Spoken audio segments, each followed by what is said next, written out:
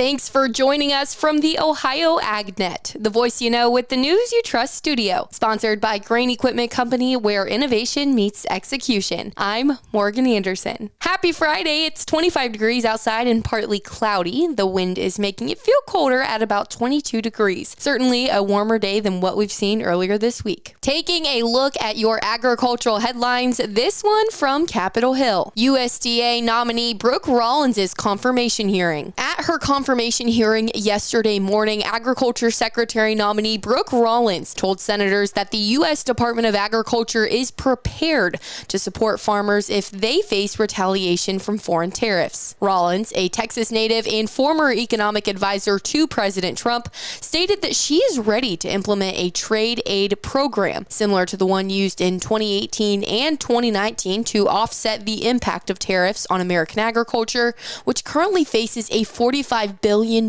trade deficit. Rollins noted President Trump's belief in tariffs as a tool for negotiating better trade deals. Some senators raised concerns about the fairness of tariff aid distributions, and Rollins stated she would work to ensure a more equitable allocation, including for California farmers who received less assistance in 2019 despite facing heavy tariffs on specialty crops. Rollins also discussed the $10 billion in economic aid recently approved by Congress for commodity farmers, pledging to move this assistance swiftly to those in need. However, labor and immigration concerns were also raised during the hearing. Senators, including Illinois' Dick Durbin and Vermont's Peter Welch, questioned Rollins about the potential impacts of mass deportation policies on farm labor, particularly for dairy and orchard farmers who rely on immigrant workers. While Rollins voiced her support for Trump's vision on border security, she also pledged to work with Congress and the Department of Labor to reform the H-2A migrant labor program, which provides temporary farmer workers for agriculture. Senator Durbin expressed concerns over the risk of deportations targeting farm workers, particularly those working in the dairy industry. But Rollins assured the committee that Trump's administration would prioritize deporting criminals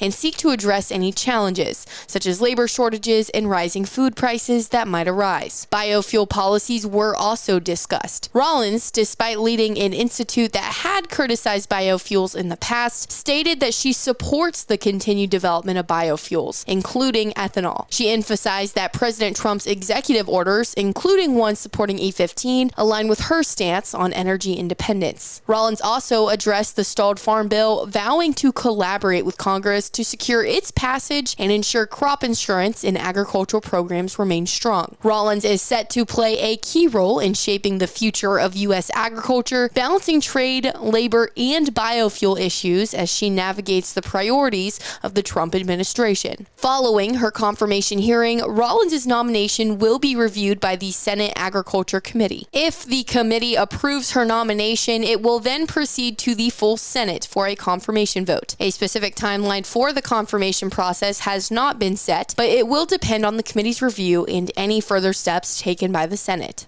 Away from Capitol Hill and back to Ohio, let's take a look at our afternoon weather update for Ohio from meteorologist Ryan Martin, brought to us by Seed Consultants. Simply better performance online at seedconsultants.com. Got a decent finish to the work week here today. I'm Chief Meteorologist Ryan Martin. Let's take a look at that Ohio forecast update. Quick look here. Good sunshine for the balance of your Friday.